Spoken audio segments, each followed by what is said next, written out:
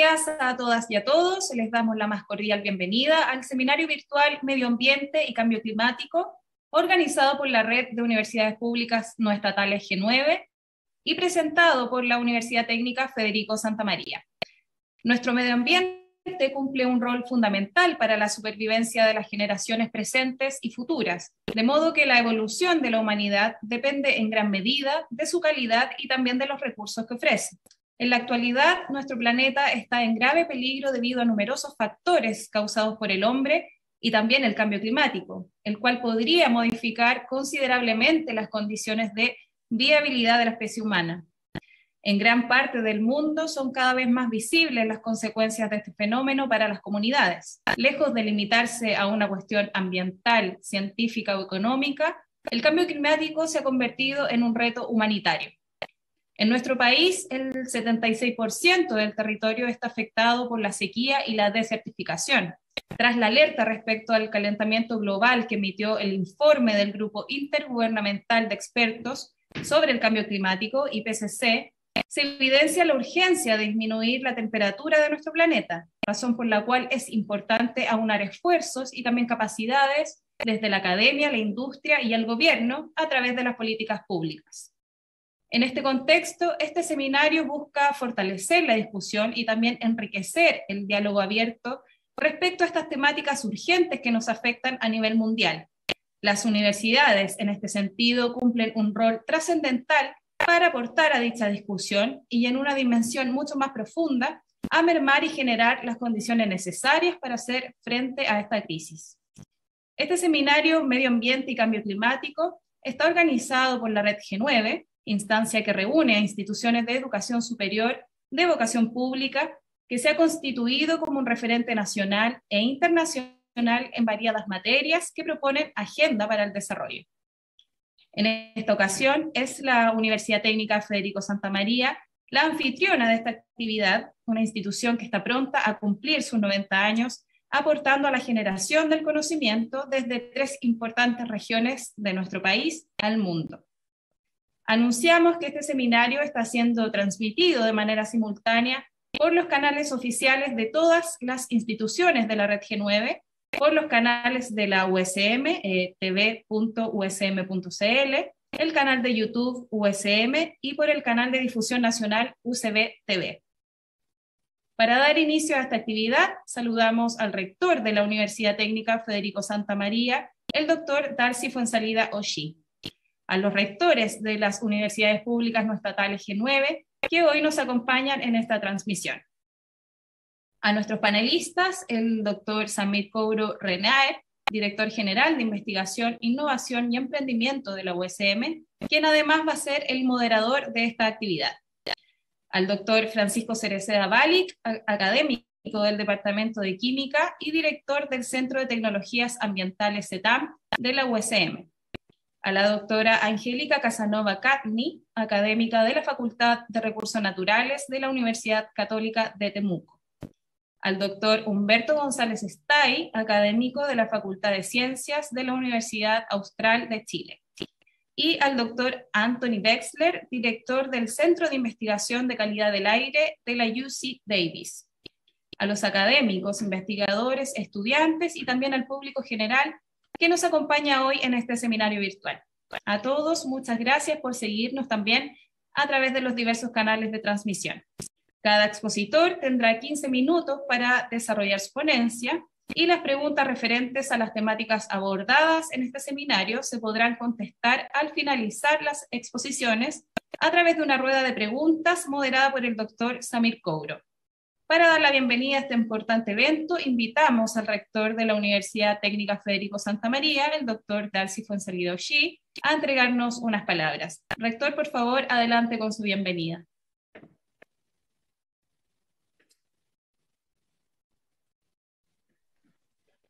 Bien, muchas gracias, Soledad, por tu presentación.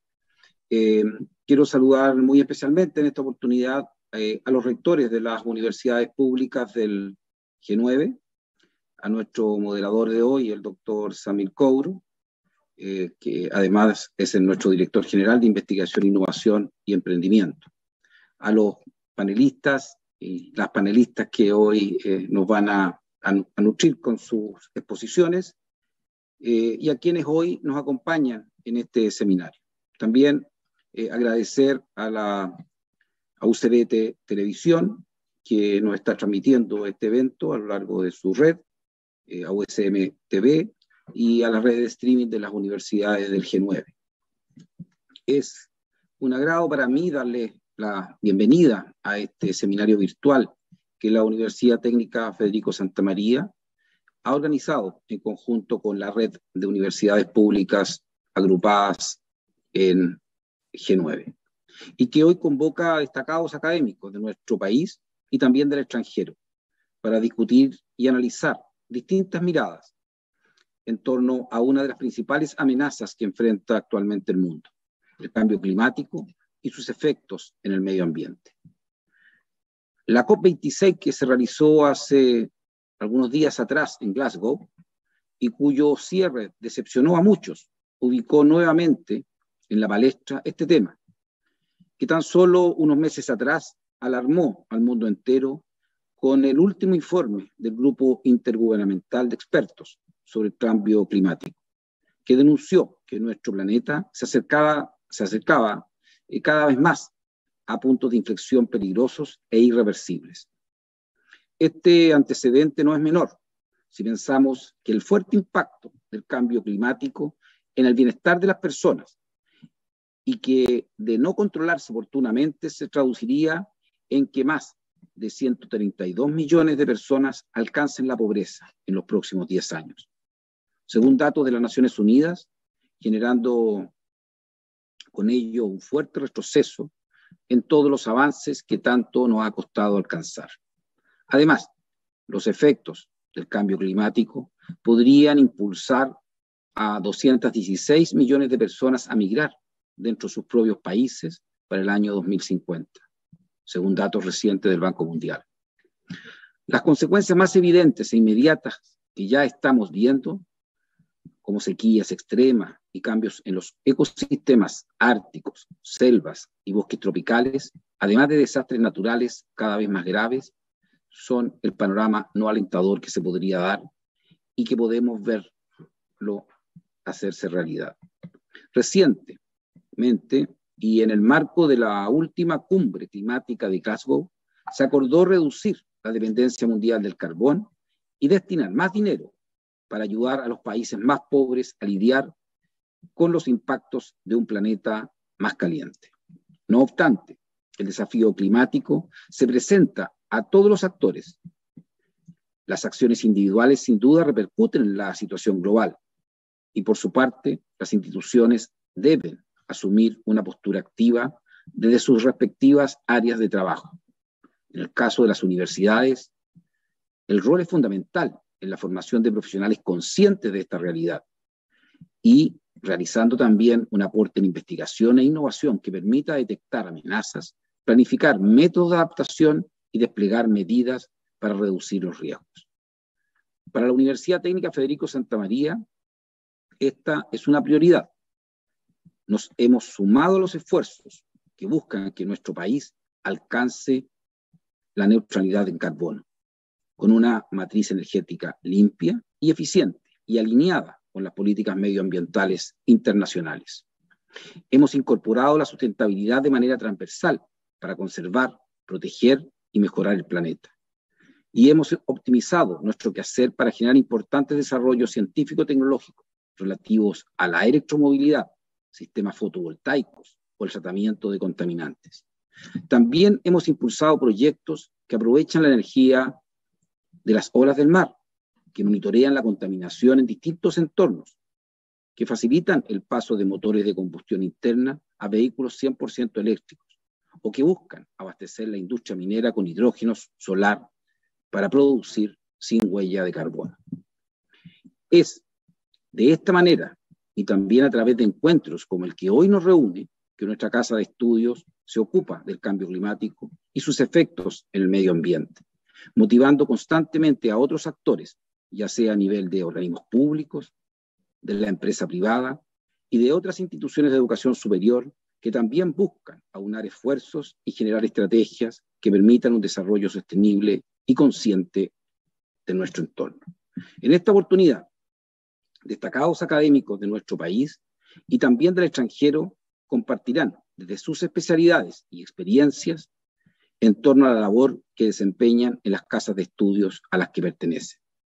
Y así podremos escuchar de ellos antecedentes de los efectos del cambio climático y cómo desde el mundo académico, especialmente a través de la investigación y la innovación, es posible generar soluciones que permitan proteger nuestro medio ambiente.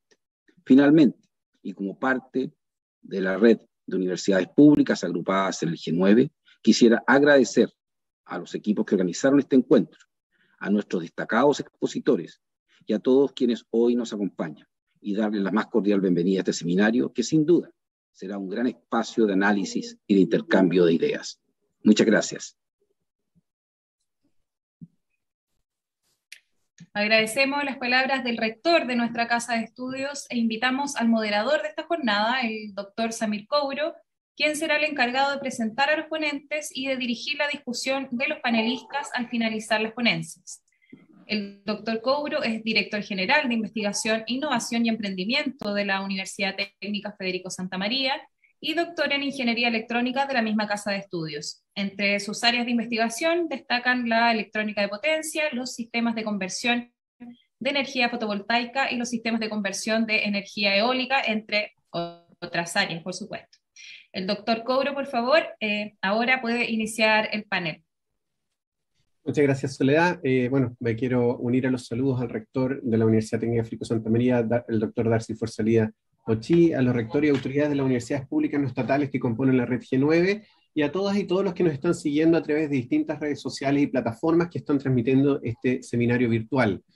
Como bien introdujo el rector, este es un tema que concita muchísimo interés público por la relevancia que toma esto en cuanto puede afectar nuestra calidad de vida en el futuro, sobre todo la de nuestros hijos y nietos, y para diferenciar justamente entre mucho ruido y opiniones que normalmente se vierten sobre estos temas, y diferenciarla de lo que son los hechos reales, y lo que en realidad consiste este fenómeno es que la ciencia se vuelve algo fundamental. Y ese es el foco de este seminario, ¿no? Contar con la visión de 4 expertos que han dedicado literalmente su vida a estos temas y que nos van a compartir con nosotros algunas de las cosas que ellos han logrado encontrar en sus investigaciones y que son relevantes a esta temática. Vamos a hablar con la doctora Angélica Casanova de la Universidad Católica de Temuco, con Humberto González de la Universidad Austral de Chile, Anthony Wexler de la UC Davis de Estados Unidos y Francisco Cerecea de la Casa de la USM. Vamos a partir hoy día con la presentación de la doctora Angélica Casanova Catni. Voy a introducir brevemente parte de su biografía. Ella es doctora en Recursos Naturales de la Universidad de Justus Liebig de Gießen en Alemania. Es actualmente académica en la Facultad de Recursos Naturales de la Universidad Católica de Temuco y sus líneas de investigación están relacionadas con la ecofisiología vegetal y los hongos liquinizados. Además, es especialista en calentamiento climático, particularmente en ambientes extremos como el desierto de Atacama y la Antártica. Ella nos va a presentar acerca de este tema, calentamiento climático en zonas polares y de alta montaña. Adelante, Angélica. Tienes que activar tu micrófono, Angélica, por favor. Muchas gracias a todos, muchas gracias, rector, y gracias por la invitación. Voy a mostrarles mi presentación. ¿Cómo se ve ahí? Se puede observar, ¿cierto? Bueno, voy a tratar de decir en estos 15 minutos todo lo que quisiera decir de todos estos ecosistemas. Particularmente me voy a referir al trabajo que yo llevo haciendo más tiempo, que es el trabajo antártico. Mostrarles aquí que la Antártica, decimos nosotros los biólogos, es el continente de los superlativos, es el más frío, es el más ventoso, el que tiene las condiciones más secas a pesar de que tiene tanta agua, pero el agua está congelada, por lo tanto se produce una sequía que impide que digamos, los organismos también se desarrollen fácilmente, y también genera condiciones de bajos nutrientes en el suelo y alta radiación cuando hay estos eventos de congelamiento, descongelamiento con alta radiación. Eso todo afecta a la biota terrestre. Yo soy especialista en biota terrestre antártica y hemos visto que es difícil vivir en Antártica, sin embargo los organismos igual la han colonizado. En esta imagen que está aquí se muestra un mapa de la plataforma continental de la Antártica, solamente para comentar que si uno sacara toda el agua de la Antártica que está congelada, nos quedaría un territorio continental que tiene altas montañas y que también tiene zonas muy profundas y que incluso quedan bajo el nivel del mar. Y en la imagen de abajo es para mostrarles que la Antártica duplica su tamaño, que son más de 14.000 millones de kilómetros cuadrados, y estos se duplican durante el invierno, obteniendo un máximo de extensión de hielo sobre el mar, y ese mismo hielo luego en el verano se deshiela, ¿no es cierto?, retrocede y se disminuye. Claramente la Antártica, al igual que el polo ártico, ha sufrido del impacto del calentamiento climático, por cuanto esta capa de hielo también se está disminuyendo. El calentamiento está siendo registrado durante, digamos así, más o menos los últimos 70 años, a pesar de que en la Antártica hay pocas estaciones climáticas que tengan tanta data. Nosotros tenemos varias estaciones y también, bueno, junto a otros países aquí en la zona de la península antártica que demuestran a través de los registros que datan más o menos del 1950 que la Antártica se está calentando, que hay una tendencia al calentamiento y que esto más o menos ha incrementado en unos 3 grados y que principalmente la zona más afectada de la Antártica es la zona de la península antártica y la zona de la Antártica oeste, digamos, norte-sur, que ha sido más impactada por el calentamiento. Los últimos reportes del IPCC, año 2021, muestran algunas de las consecuencias que tienen los distintos escenarios para el ambiente antártico, y en esta imagen se puede ver que, por ejemplo, si mantuviéramos un escenario de bajas emisiones, que sería un escenario que es el que llamamos el 2.6, ¿no es cierto?, donde las emisiones no sobrepasen los 490 ppm de CO2 de la atmósfera, nosotros tendríamos menores impactos a nivel global en la Antártica. Por ejemplo, la temperatura al 2100 subiría más o menos 1 grado, la contribución del mar estaría siendo de 6 centímetros, producto de los deshielos. También tendríamos pérdidas de las masas de hielo, ¿no es cierto? Pero esos cambios que nosotros vemos que ocurren con las bajas emisiones de CO2, que nosotros pudiéramos mantener en 490 ppm, son muy distintas si no se hace nada y si este planeta, que no logra ponerse de acuerdo, digamos, no logra bajar las emisiones de CO2. Una de los principales drivers del calentamiento climático es el CO2, es el anhídrido carbónico que se produce por la actividad industrial, por la actividad energética, el uso de energías, ¿no es cierto? Y esas emisiones van a tener grandes impactos sobre la Antártica, con un 43% de pérdida de los hielos marinos durante el verano, reducción de un 23% de las plataformas de hielo, ¿no es cierto? Y efectos sobre organismos del mar, de la tierra, donde también van a incrementar, por ejemplo, las áreas libres de hielo, y de manera que van a poder también ser colonizadas por otros organismos que no son de la Antártica en este momento y que van a poner en riesgo no solamente la vegetación, sino que también la fauna. Entonces hay un montón de otros elementos que van a ser desencadenados en la medida que no se protege el ambiente antártico, y que los gobiernos de los países que producen más CO2, como China, Estados Unidos o India, ¿no es cierto?, que son los que producen el 30% de incremento del CO2 atmosférico, si estos países no toman decisiones y se ponen, digamos, a reducir la producción de CO2. Perdón. Por aquí hay un modelamiento. Esto es la península antártica, esto es hoy día. En azul se muestran las áreas libres de hielo, es decir, lo que nosotros vemos aquí, por ejemplo, en esta imagen que está detrás de mí, donde se muestra, ¿no es cierto?, que hay una playa. Bueno, eso es lo que para nosotros es una área libre de hielo. Esa parte verde que también se ve ahí, también es una área libre de hielo. que están permanentemente libres de hielo en el verano y que permiten que sean colonizadas por organismos. Aquí está la península, aquí están las islas Shetland del Sur, ¿no es cierto? Y nosotros estamos por acá, Chile está en esta área. Y en azul se muestra lo que está actualmente libre de hielo y cómo sería, por ejemplo, ese aumento de áreas libres de hielo con un escenario de 4,5, que es el escenario donde las emisiones de carbono alcanzan casi los 700 ppm. Es decir, si nosotros no hacemos mucho o no nos esforzamos realmente en cambiar este escenario de producción de CO2 y de calentamiento, la Antártica va a sufrir un cambio muy drástico en la producción, digamos, en esta liberación de suelo y descongelamiento.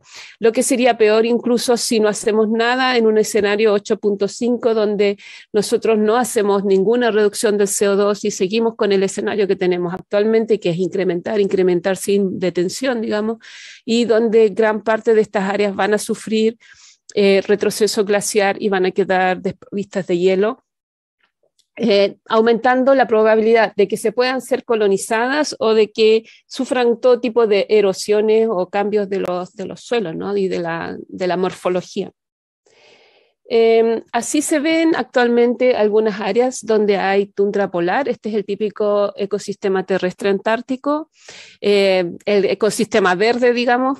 Aquí ustedes pueden ver los líquenes que son mayoritarios en la Antártica. En las zonas terrestres descubiertas de hielo hay más o menos más de 300 especies de líquenes, y en las zonas bajas donde hay más humedad, como estos por aquí, por ejemplo, o acá donde hay bancos de nieve, entonces ahí se forman los musgos y las carpetas y las comunidades de briófitas. Esos son los organismos que dominan la llamada tundra polar en la Antártica, y estas especies también están siendo afectadas por el calentamiento. También tenemos dos plantas en la Antártica. Una planta es de Champsia antártica y la otra es Colobanthus quitensis. Así se ve aquí. Esto es como, pongámonos una idea, así como media hectárea de vegetación. Y estas especies son marcadores, son biomarcadores, decimos nosotros, bioindicadores de cambio climático, porque han aumentado sus poblaciones. Nosotros hemos demostrado, haciendo estudios en la península antártica, que estos han aumentado sus poblaciones, ha aumentado el número de poblaciones y los tamaños, lo que indica que este calentamiento está impactando en algunos casos favorablemente a estas especies. En el caso mío particularmente, además de hacer los estudios in situ de poblaciones de plantas, también estamos haciendo experimentación in situ. Yo tengo instalado este experimento hace como 14 años ya, y se trata de experimentos de calentamiento climático en los que uno evalúa cuáles son las especies que van a verse favorecidas con el calentamiento, con el aumento de la temperatura, y cuáles no. En este sentido, podemos decir en síntesis, después de varios años de estudio y de monitoreo, que en general las plantas que más se ven favorecidas con el cambio climático son las plantas vasculares, que son solamente 2, y que los musgos, por ejemplo, aumentan digamos, aumentan la cobertura verde y mejoran la capacidad reproductiva, sobre todo en aquellas especies que no se reproducen sexualmente en la Antártica. Nosotros hemos encontrado que digamos que el calentamiento favorece esta actividad reproductiva sexual, de manera que estas especies también tienen mayor posibilidad de adaptarse a las nuevas condiciones. Además, también hemos encontrado que muchas de estas especies tienen tasas de fotosíntesis bastante altas, a altas temperaturas, de manera que son muy oportunistas. O sea, cuando hay buen clima, buenas temperaturas, hacen mucha fotosíntesis y guardan mucho, entonces lo utilizan para crecer en este corto verano antártico. Por otro lado, hemos encontrado también que los líquenes antárticos son los que muestran mayor sensibilidad al calentamiento, y este estaría de forma indirecta relacionado con la pérdida de agua.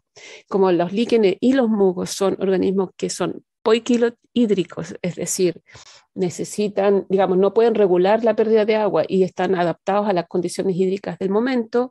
Entonces, en el caso de los líquenes, muchos de ellos son muy sensibles a la pérdida de agua, más que a los cambios de las temperaturas. Nosotros también creemos y hemos visto por otros trabajos que el mayor riesgo que ocurre en el ecosistema terrestre antártico es que se produzca una entrada de especies que sean invasoras, que están adaptadas a condiciones, por ejemplo, en la Patagonia, ¿no es cierto?, que están adaptadas a mejores condiciones de temperatura y que sean capaces de ser trasladadas al territorio antártico. En ese caso, esas plantas tendrían, digamos, también se verían favorecidas por el calentamiento climático con riesgo de transformarse en invasoras. ¿Y qué pasa con la alta montaña? Esa es la gran pregunta y sobre todo para los ambientes de los Andes de Chile, donde nosotros realmente tenemos muy poca información sobre los cambios en la vegetación. En los últimos años se han mostrado muchos cambios a nivel de los Andes de Chile. Nosotros tenemos una tremenda cadena montañosa en Chile, de manera que es bastante complicado decir y apostar por una sola hipótesis o por una sola respuesta, por cuanto los Andes de Chile tenemos los Andes secos y los Andes húmedos, ¿no es cierto? Y que se diferencian mucho unos de otros en torno a sus climas y a su vegetación. Pero una cosa sí es común para todos y es que en los Andes también se ha visto retroceso glacial. Estos son algunos glaciares de la zona central de Chile, ¿no es cierto?, donde también se dibuja levemente aquí cómo se ha ido perdiendo la nieve y cómo se ha ido retrocediendo, cómo han ido retrocediendo estos glaciares. Y no solamente en la zona central, sino que en el desierto hay varios glaciares que están siendo afectados por el cambio climático y por este retroceso, y en la Patagonia. Es decir, el efecto o el impacto del cambio climático sobre las zonas polares y de alta montaña es un efecto común, es una situación que están viviendo, que se está observando en casi todos los glaciares y que también está afectando a los Andes. Sin embargo, en los Andes no tenemos mucha información de cuál es el impacto que este calentamiento y este retroceso glaciar tiene sobre la vegetación. Yo recientemente estoy trabajando, estamos armando, digamos, como resultados previos de una primera excursión del anillo que tenemos con Francisco. Visitábamos recientemente la zona del volcán Villarrica, que es una zona que tiene un glaciar y que con acceso, digamos, con permiso de la CONAF pudimos visitar. Y este glaciar es uno de los que también está retrocediendo consistentemente. Y a mí personalmente lo que me interesa es cómo avanza la vegetación en este glaciar. Aquí está, para que se ubiquen, aquí está Coñaripe, ¿ya? Y aquí está el refugio Villarrica y nosotros entramos por esta zona y este glaciar se ubica en esta zona, ¿ya? Del volcán Villarrica. Entonces normalmente uno puede entrar ya sea por Coñaripe o puede entrar desde Curarrehue, Palguín aproximadamente. Y lo que ustedes ven aquí, esto es todo digamos, este es el volcán, este es el cono del volcán. Nosotros estamos aquí a más o menos 1700 metros y estas son las morrenas del glaciar, ¿ya? Este glaciar también está sufriendo durante los últimos 40 años un fuerte retroceso y el área que ha retrocedido es más o menos de 1 kilómetro. Y en algunas zonas se ven así, aquí para que tengan una referencia, no somos muy chicas, así que es bastante pequeña la muralla que hay ahí, y la verdad es que es bastante impactante cómo este glaciar de roca se está destruyendo, ¿ya? O sea, cómo está retrocediendo y con qué magnitud. ¿Qué observamos en este glaciar en torno a la vegetación? Bueno, se ve colonización en la zona de la morrena del glaciar. También se ve una colonización que es bastante más antigua, esta que está aquí, pero que probablemente va a estar afectada por la pérdida de nieve y de hielo, por cuanto estas zonas se están secando. Ya, o sea, estas masas de hielo que están aquí todas desaparecen en el verano. Lo mismo se puede observar acá en estas otras partes. Y la planta más común de revisar, digamos, de ver que está colonizando este pasto que, bueno, lo llaman coirón y que es una festuca. Por lo tanto, las últimas preguntas, digamos, las preguntas que nos hacemos son similares a lo que pasa en la Antártica en términos de cuáles son las especies que colonizan, cuál es el rol de estas especies en esta colonización, digamos, si hay criptógamas involucradas en estos procesos. Y una pregunta que es importante también es si las especies que colonizan son especies endémicas o de amplia distribución, porque eso va a determinar, ¿no es cierto?, cómo cambia la riqueza de los ambientes de alta montaña en Chile. Eso sería todo por mi parte. Muchísimas gracias, Angélica. Súper interesante tu presentación. Honestamente no tenía idea que habían 300 tipos de musgo y líquenes en la Antártica, así que aprendimos bastante hoy día. Pasamos bueno, a me alegra.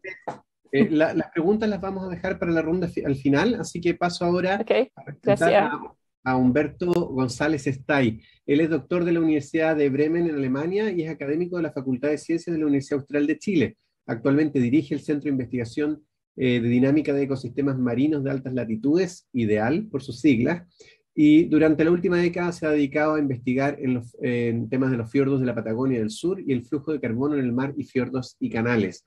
Él nos va a presentar hoy día acerca de los riesgos, amenazas y desafíos producto del cambio climático en sistemas de altas latitudes en Chile.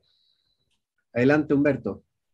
Listo, muchas gracias, Samir, muchas gracias, rector, y saludo a todos y todas. Agradecido por la oportunidad de poder compartir estas experiencias.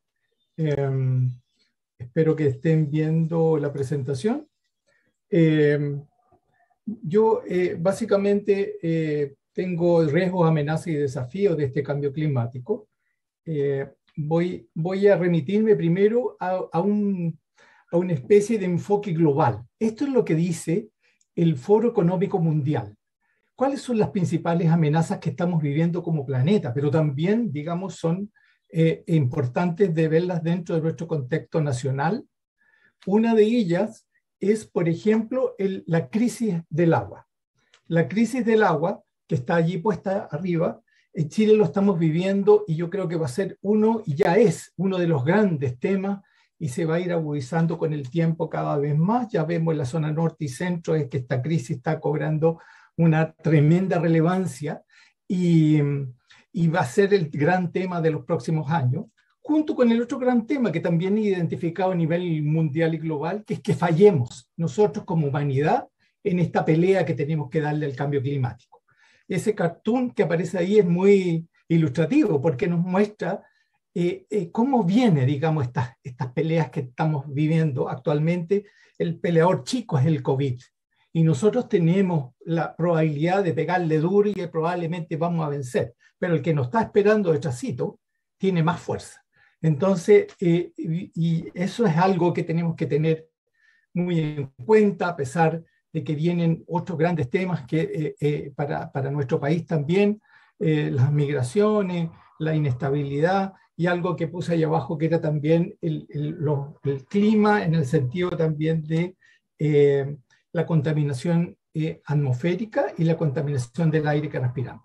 Voy a ir muy rápido, primero por la región subantártica, los glaciares y la crisis hídrica, y esto lo voy a hacer muy rápido porque Francisco, el que va a tocar principalmente el tema de glaciares y recursos hídricos a nivel de la cordillera de los Andes, pero quería nomás decir que básicamente es un tema, un temazo.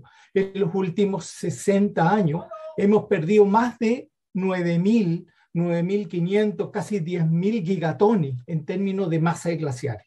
Un gigatón son 1.000 millones de toneladas. Es decir, prácticamente, para ponerlo en contexto, es como ahí puse un pedacito de hielo que iría desde Arica hasta el Cabo de Horno y de 16 metros de altura con una superficie de todo Chile.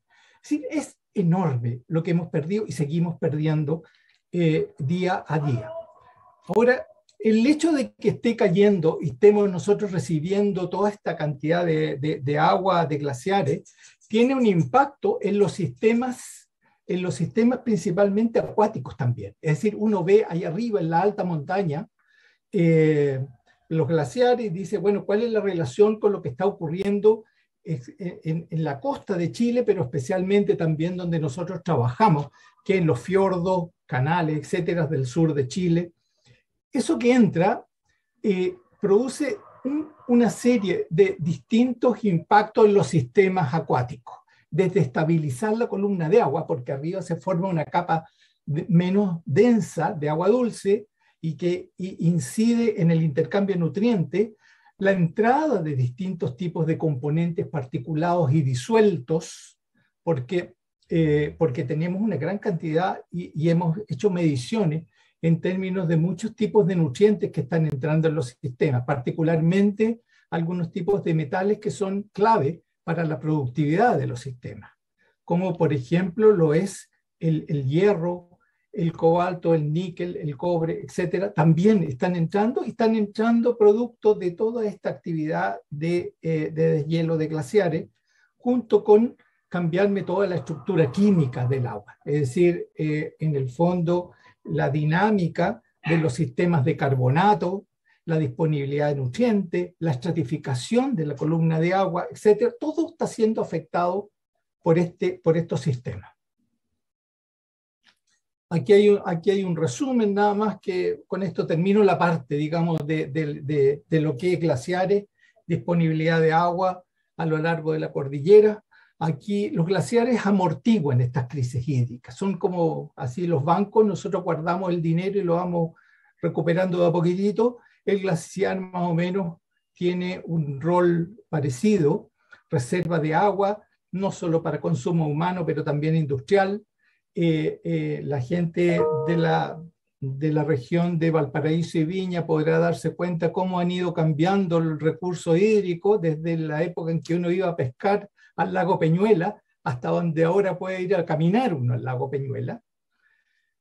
La productividad, etcétera, también está siendo afectada por estas entradas de agua dulce y distintos servicios, digamos, ecosistémicos que nos proporcionan los glaciares. Ahora aquí un mapa global, digamos, desde Chile, para decir básicamente que existe una tremenda diversidad de ambientes distintos a lo largo de Chile. Y dentro de esto yo quisiera hacer un pequeño zoom en dos partes más. Una de ellas es en la región de la corriente circumpolar, el Cabo de Horno. Esta corriente nosotros la considerábamos históricamente como una barrera casi insalvable para todo lo que era plancton y bentos, pequeños organismos que viven tanto, que hacen fotosíntesis, como los pequeños animales microscópicos de la columna de agua.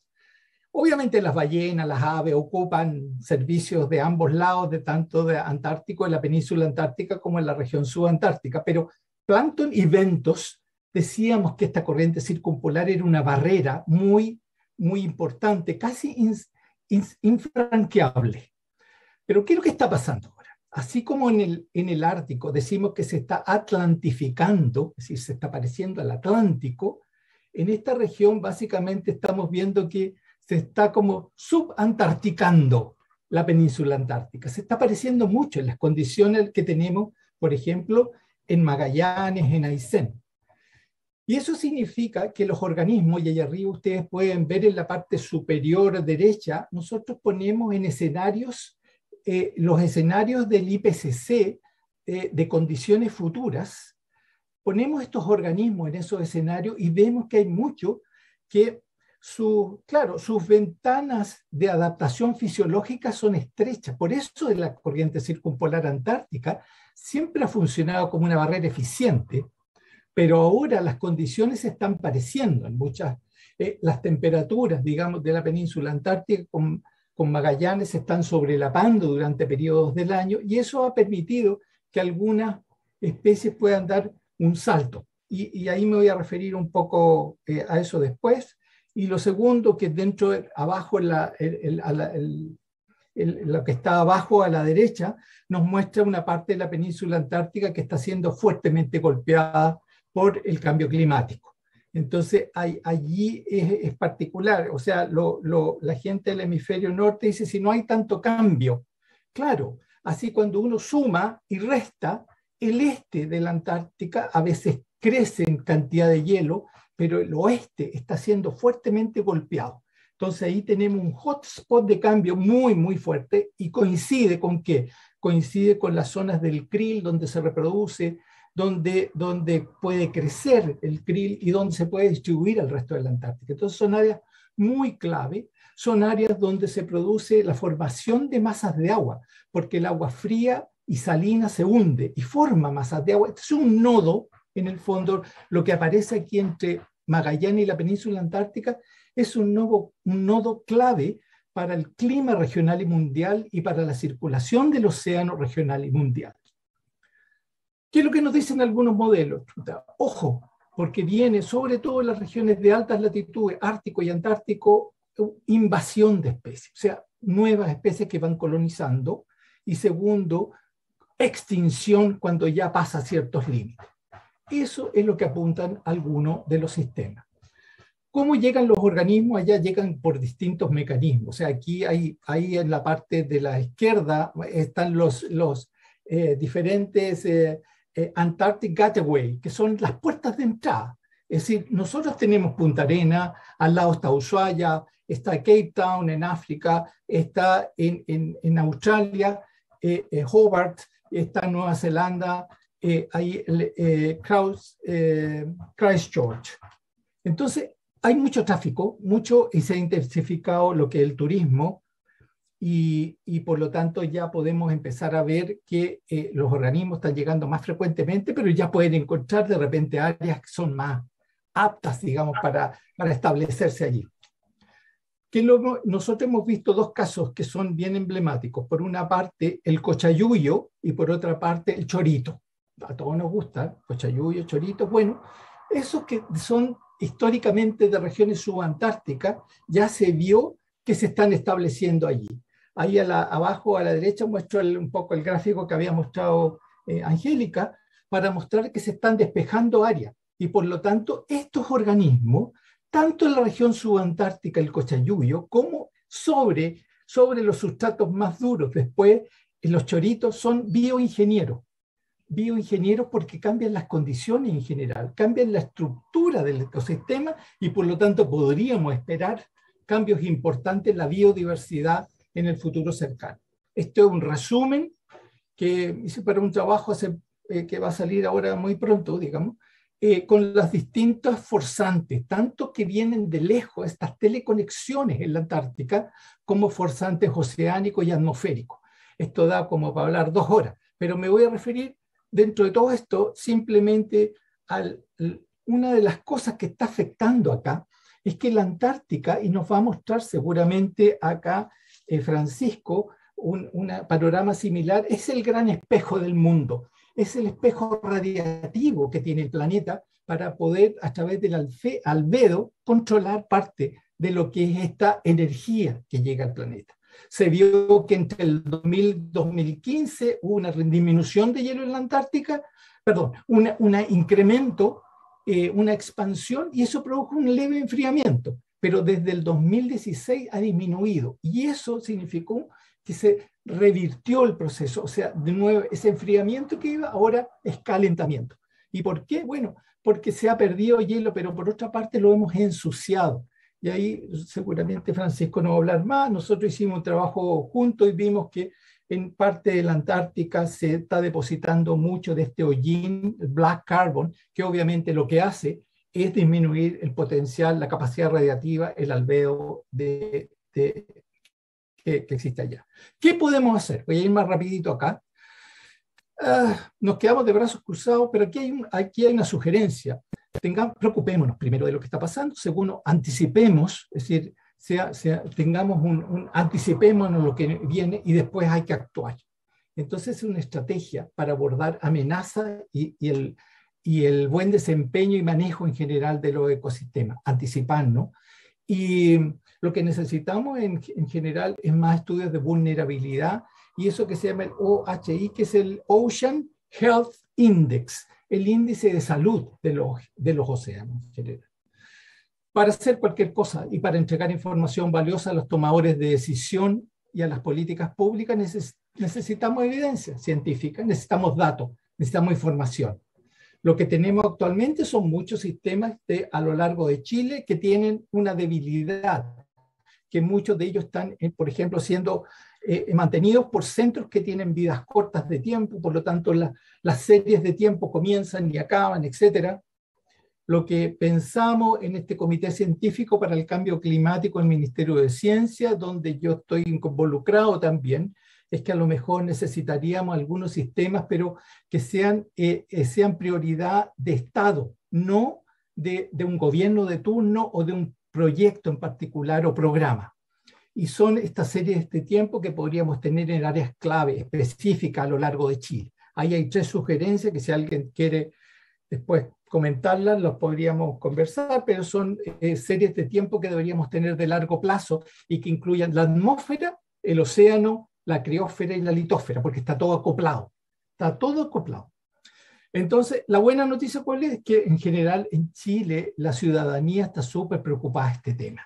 Es decir, se hizo, por ejemplo, donde nosotros más trabajamos, que en Magallanes, en este caso en Punta Arenas, el 86% de todas las personas dice estar muy preocupado por el cambio climático y el 85% declara que los ecosistemas y los servicios que ellos prestan deberían estar asegurados incluso en la Constitución. Es decir, la gente está preocupada.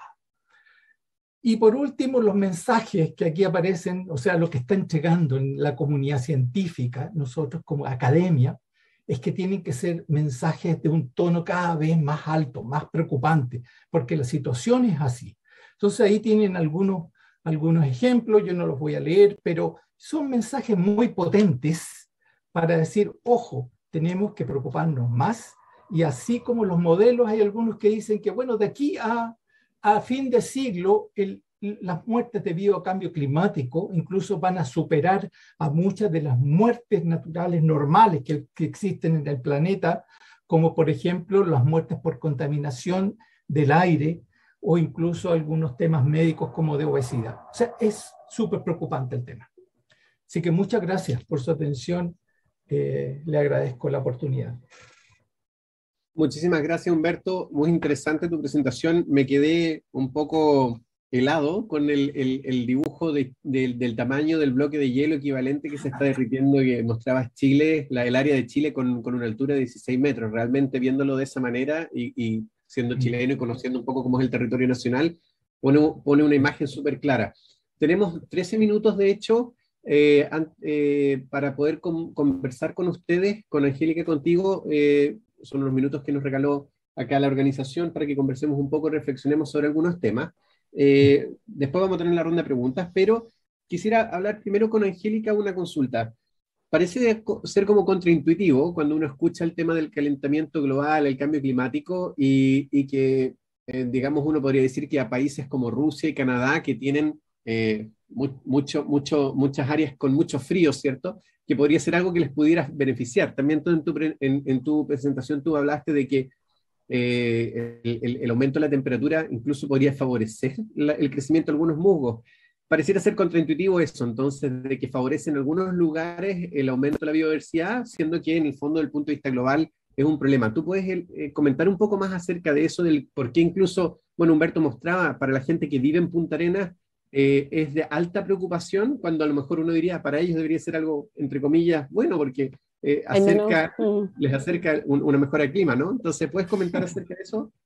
Sí, bueno, lo que pasa es que estos ecosistemas templados, fríos, ¿no es cierto?, tienen particularidades, ya están formados por especies y por cadenas tróficas que son bien particulares, que están asociadas a condiciones de bajas temperaturas, de inviernos largos, de cubiertas de nieve grandes. Entonces, eso genera un espacio, un territorio donde ocurren ciertos procesos que no van a ocurrir cuando esa temperatura aumente y esa cantidad de nieve y esa cantidad de agua desaparezca. ¿Ya? En Alaska, en Siberia, es mucho más grave incluso porque la proporción de suelo-agua es distinta a la que nosotros tenemos. O sea, nosotros tenemos el hemisferio, el cono sur, digamos, y la Antártica y el océano austral, pero en la zona del Polo Norte uno puede ver que está rodeado de masas continentales, porque el polo, digamos, el Ártico no es un continente, es una masa de hielo flotante, ¿no es cierto?, en el Polo Norte, y en la medida que eso se va a descongelar y los glaciares están retrocediendo en el norte, eso va a generar que no solamente el permafrost, es decir, el suelo congelado se va a descongelar, generando también aumento del CO2 y cambios en esos ecosistemas, y también un aumento del metano, porque debajo de ese permafrost hay grandes almacenes, digamos, está guardado el metano. Ahora, lo mismo podría pasar con la Antártica. Ahora, en las altas montañas, uno dice, bueno, es mejor que esté calentito, porque por supuesto podemos ir, pero uno puede pensar también, por ejemplo, lo que pasa con las araucarias en la zona de Temuco, la Araucanía, ¿no es cierto? En toda la zona de distribución de la Araucaria se está observando que, producto de esta disminución de las precipitaciones, que las montañas son precipitaciones sólidas, es nieve, entonces esto se acumula menos. Y cuando uno conversa con la gente de la CONAF o cuando uno revisa también los registros y los mapas satelitales, se da cuenta que la cobertura de nieve ha disminuido, lo que significa una disminución del agua, ¿no es cierto?, de los ríos, de los caudales, que es estacional, pero también de las napas freáticas, porque también hay agua que se acumula ahí y esa agua no está llena, y entonces las napas freáticas no se llenan. Y eso también afecta obviamente a la vegetación. O sea, es esta dicotomía, ¿no?, entre qué especies son las que están acostumbradas, adaptadas evolutivamente a las condiciones frías, y estas otras especies que son más cosmopolitas, que se pueden mover de un lado a otro, pero no necesariamente cumplen las mismas roles o funciones ecosistémicas, y ahí está el problema. Genial, muchas gracias, Angélica. Humberto, tú también hablabas al final, en tus últimas láminas tenías un llamado a la acción, ¿cierto? A veces uno se encuentra con jóvenes que si bien están muy preocupados por el tema del cambio climático, ven esto como que se trata en una esfera muy a nivel político, entre gobiernos, y también que esto es de responsabilidad de las grandes corporaciones y de los países grandes que contaminan más. Y ven su accionar individual un poco ajeno a algún impacto que eso puede tener. ¿Tú puedes comentar un poquito más, un llamado hacia esos jóvenes que ven que su granito de arena es muy lejano a hacer algo? ¿Cómo podrían justamente ayudar? Gracias, ya súper importante, Samir, esa pregunta. En el fondo, yo diría que son los jóvenes los que están empujando el carro ahora. Ellos son los que llevan la voz cantante y que se han sacrificado muchísimo. Es decir, ellos son los que llevan la voz cantante y están tratando de hacer muchas cosas. O sea, yo lo veo en la juventud que me rodea, hasta desde mis hijos. De ahí, digamos, en general, se están moviendo a alimentarse de forma distinta, y ahí uno tiene que ir acoplándose detrás, a moverse de forma distinta. Son todos pequeños granitos de arena, te fijas, pero que obviamente hay mucha gente que se siente muy desilusionada cuando hace esfuerzo, cuando trata de reciclar, cuando trata de separar distintos tipos de envases plásticos, y si pasa un camión y después lo junta todo, obviamente viene una desazón. Entonces ahí es lo que digo yo, que tenemos que actuar en conjunto, los que toman las decisiones, el sector público, privado, la gente, digamos, la comunidad en general, y llegar con esos mensajes es importante. Todavía no, a veces, como decía el rector, desde Glasgow salimos un poco desilusionados con lo que va, pero resulta que todavía el mundo se está moviendo en base a casi un 70% del PIB del mundo en combustibles fósiles. Entonces, estamos pidiendo hacer esfuerzos grandes a los países que lo están haciendo. No todos están con la misma predisposición. Yo creo que en Chile hemos hecho buenos esfuerzos comparado a nivel global. Pero yo casi diría que a los menos que hay que llegar con un discurso potente son a los jóvenes que ya tienen esa mentalidad, porque son los que vienen con todo y son los que les vamos a pasar la posta. Yo diría al sector público, al sector privado, en general a los gobiernos, que sean generosos, en el sentido que los tiempos del cambio climático son muy distintos a los tiempos de la política. Y ahí hay que demostrar esa generosidad. Esa es por lo menos mi visión. Nos queda un tiempito para una reflexión adicional. Siempre cuando uno escucha hablar de cambio climático y se empiezan a analizar los impactos alrededor del mundo y dónde va a subir el agua, etcétera, se sabe de que Chile va a ser uno de los países más afectados en temas de desertificación, incendios forestales y una serie de otros efectos que causa el cambio climático. Y sin embargo, Chile también cuenta con una cantidad de recursos renovables, y actualmente se vio, digamos, un nivel de protagonismo de Chile en la COP26 sobre tecnologías que van a permitir mitigar el cambio climático y hacer una transición energética, digamos, quitando combustibles fósiles, reemplazándolos por hidrógeno, por energía solar, etcétera. Y ocurre esa cosa rara de que Chile va a ser es uno de los que menos ha contaminado proporcionalmente a otros países, es uno de los que se va a ver más afectado, pero también es uno de los que va a poder actuar y ayudar, digamos, a ofrecerle sostenibilidad al resto del mundo. ¿Alguno de ustedes, dejo abierto el micrófono, Angélica, Humberto, quiere tomar y hacer una reflexión en torno a eso? Porque uno podría decir, es más barato contaminar y Chile no es un país completamente desarrollado y todavía hay pobreza, ¿por qué no contaminamos y desarrollamos el país en vez de ayudar al resto del mundo? Esa también es una reflexión que algunos podrían decir, ¿no? ¿Alguien quiere tomar este...? Sí, me gustaría comentar que en realidad es bastante oportuno que lo hagamos porque realmente como país somos uno de los que va a sufrir más, somos uno de los países más vulnerables al cambio climático, ¿ya? Estamos dentro de los 10 países a nivel mundial que más consecuencias vamos a sufrir del cambio climático. Yo debo mencionar que cuando yo hice mi tesis en Alemania y volví a Chile y hablé del cambio climático el año 2002, me dijeron que eso no iba a ocurrir en Chile, porque nadie estaba tan atento a lo que está ocurriendo hoy día. 20 años después o 19 años después ya sabemos lo que es el cambio climático y somos uno de los países que está sufriendo eso, entonces creo que es urgente que se tomen las medidas y como dijo Humberto, los jóvenes, como dicen los jóvenes, la llevan, ¿no? Pero también está el problema de que se tomen oportunamente las decisiones para poder frenar esto. Y yo creo que, sin embargo, todavía es poco lo que estamos haciendo porque somos un país pequeño, pero también estamos haciendo mucho daño a nuestro ecosistema. O sea, tenemos ecosistemas muy dañados. Debo recordar que en términos de los ecosistemas terrestres, más del 40% de los ecosistemas terrestres están en condiciones, en categoría de vulnerable o en peligro, ¿ya? Es decir, en la zona central tenemos grandes ecosistemas que están hoy día en categoría de digamos, que están en algún nivel de riesgo y tenemos grandes zonas de bosque esclerófilo que está sufriendo mucho por el cambio climático y no tenemos ninguna respuesta a ello. O sea, no tenemos ninguna política para protegerlos ni tampoco tenemos una solución, ni siquiera desde el punto de vista científico, porque nos faltan las líneas base. ¿Ya? Entonces, creo que es urgente el trabajo y creo que honestamente, en la medida que más podamos resolver este tema del transporte, por ejemplo, y el uso de energías fósiles, es lo mejor que podemos hacer, digamos. Gracias, Angélica. Sí, Humberto.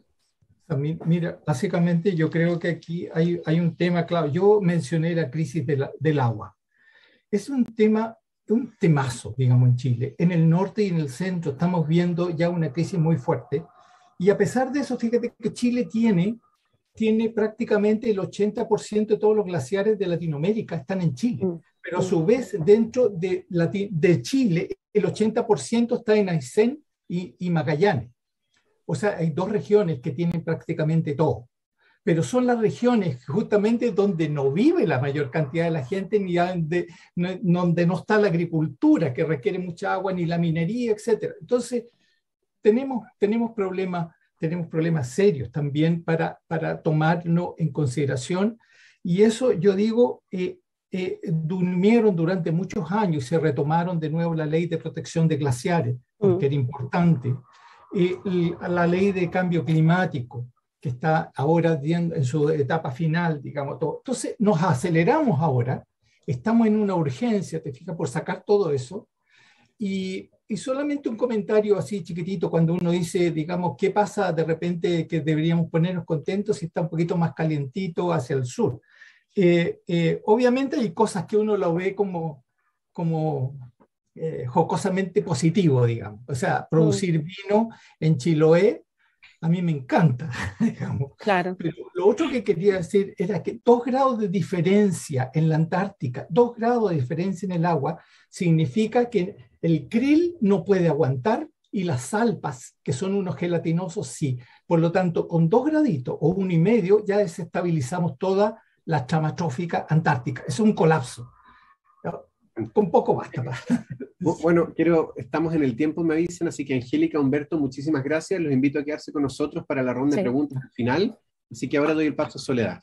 Adelante, Soledad.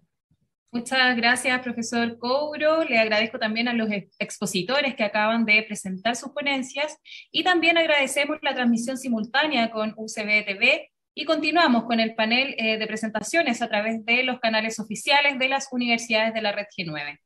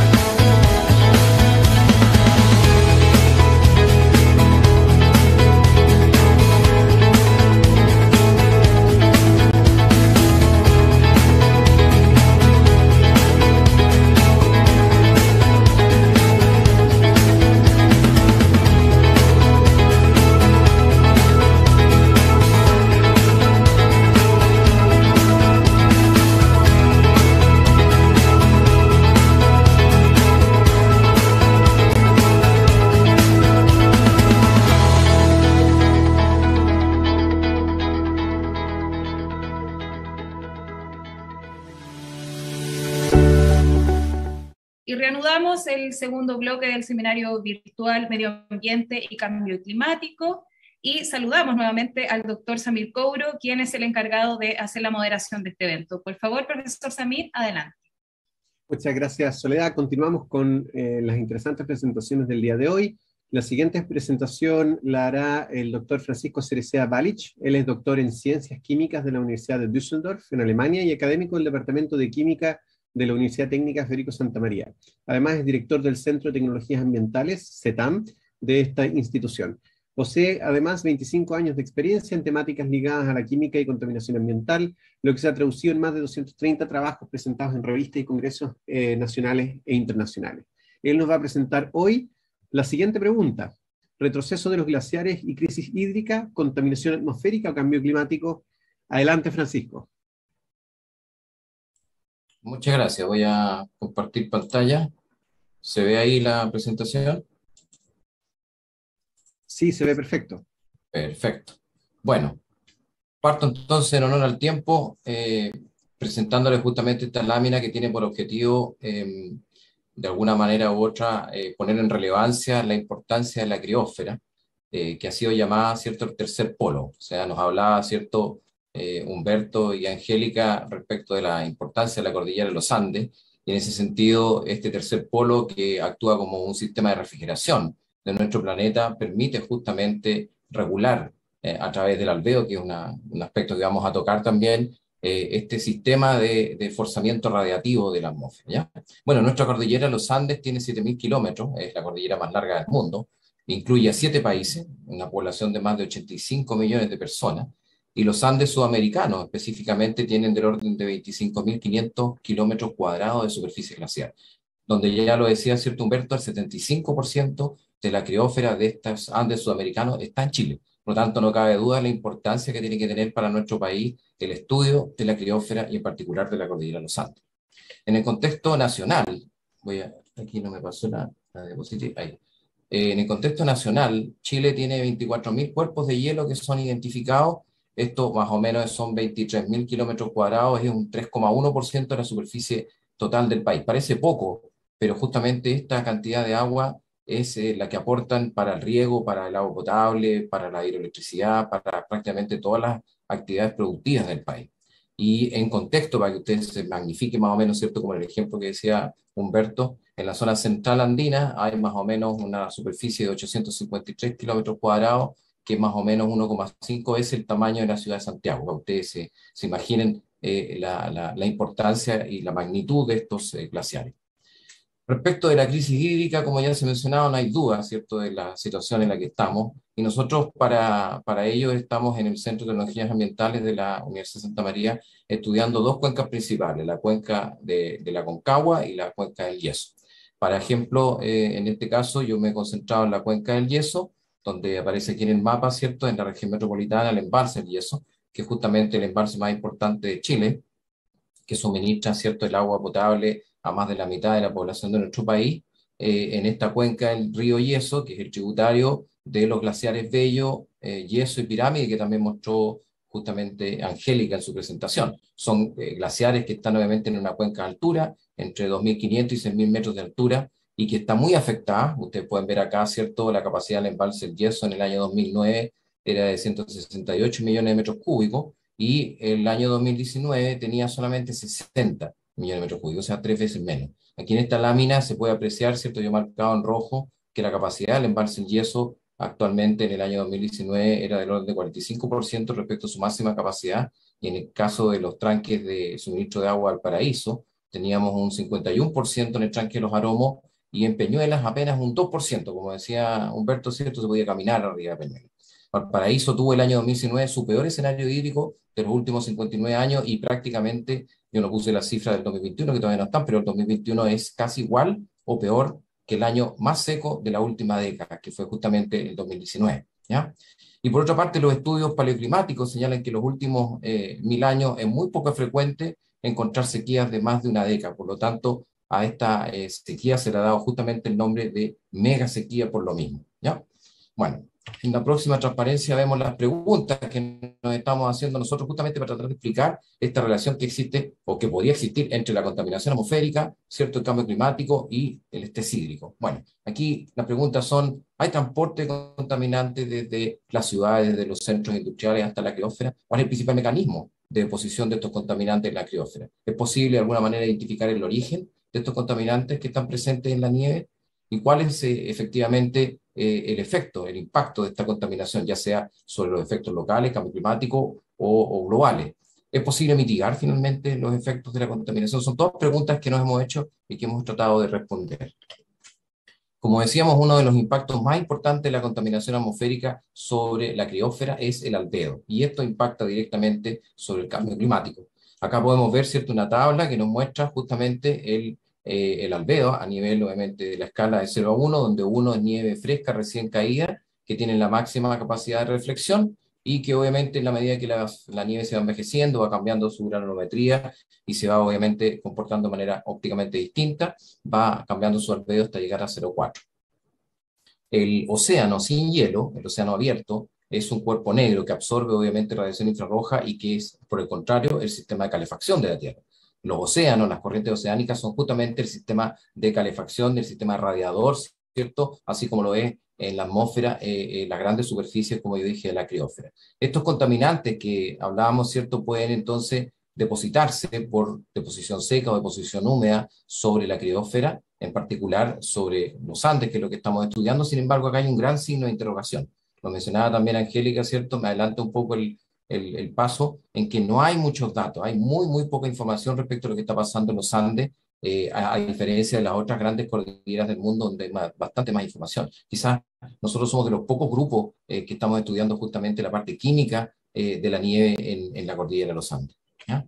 Bueno, con esta visión, con esta, digamos, lógica, los aerosoles atmosféricos, que son partículas absorbentes de la luz, como por ejemplo en el caso del Black Carbon, que también lo medimos en la Antártica, como mencionaba Humberto, se depositan sobre la nieve, se calientan, son partículas negras y por tanto absorben mayor radiación infrarroja. Esto hace que se acelere el proceso de derretimiento de los glaciares y finalmente produce áreas, digamos, desprotegidas de nieve, áreas de roca, que son obviamente mucho más absorbedores de radiación y por lo tanto disminuyen de esa forma, ¿cierto?, el albedo, cambiando entonces la capacidad de refrigeración que tiene este tercer polo que sería la criósfera. Si es que estos contaminantes llegan desde fuentes lejanas o son transportados directamente desde fuentes locales como la minería, es algo que obviamente hay que estudiar. Aquí vemos una foto del glaciar Olivares Alfa en el año 53, que muestra obviamente una superficie glaciar bastante mayor de lo que se muestra en el año 2019. Este glaciar ha perdido el 69% de su masa en los últimos 64 años aquí en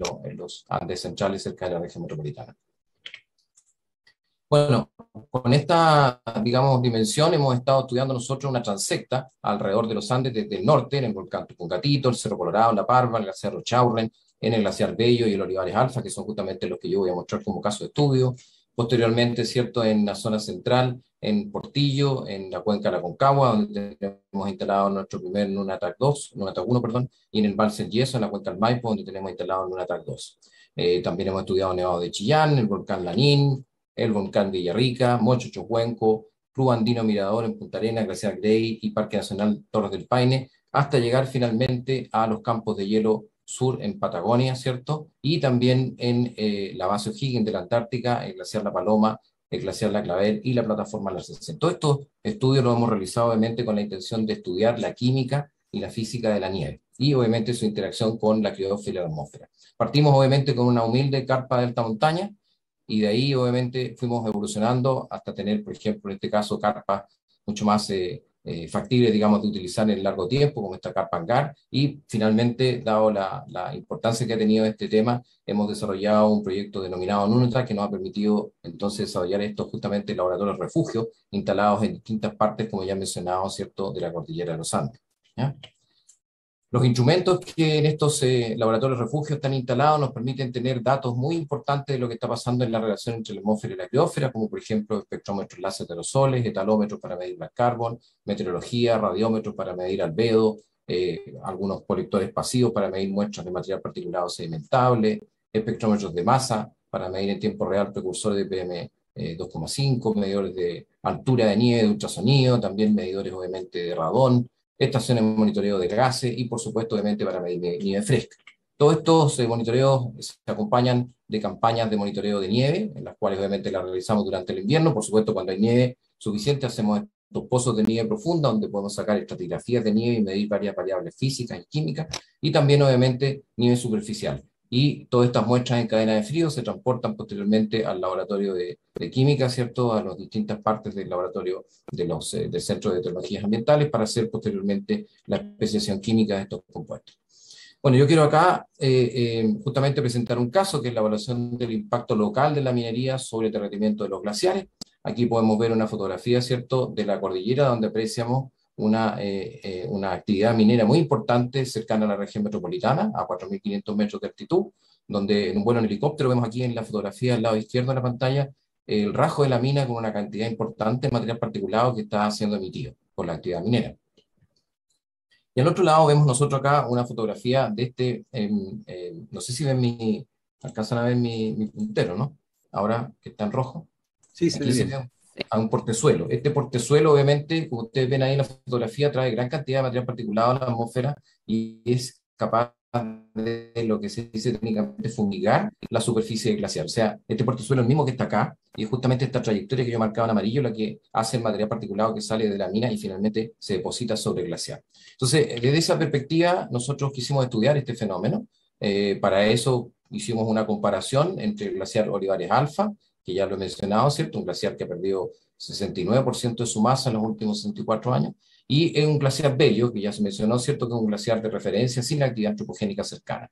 Si ustedes ven aquí, la pérdida de volumen de agua en el glaciar Bello es la mitad de lo que se está perdiendo en el glaciar Olivares Alfa. Entonces la pregunta es ¿por qué? Siendo que estos dos glaciares pertenecen a una misma zona geográfica, tienen la misma morfología, tienen características topoclimáticas muy similares, están obviamente a la misma altitud, tienen más o menos la misma superficie, y Caro y colaboradores desarrollaron un artículo en el cual los ubicó también en el mismo clúster desde el punto de vista climático. Por lo tanto, hablando desde el punto de vista de cambio climático, deberían de experimentar el mismo tipo de pérdida de masa, sin embargo, no es el caso. Entonces la pregunta, para responderla, ¿cierto?, instalamos todos nuestros equipos que ustedes ya vieron en una campaña que realizamos directamente instalándolos sobre el glaciar, en un campamento, en el glaciar Olivares Alfa y en el glaciar Bello, y los resultados son los siguientes.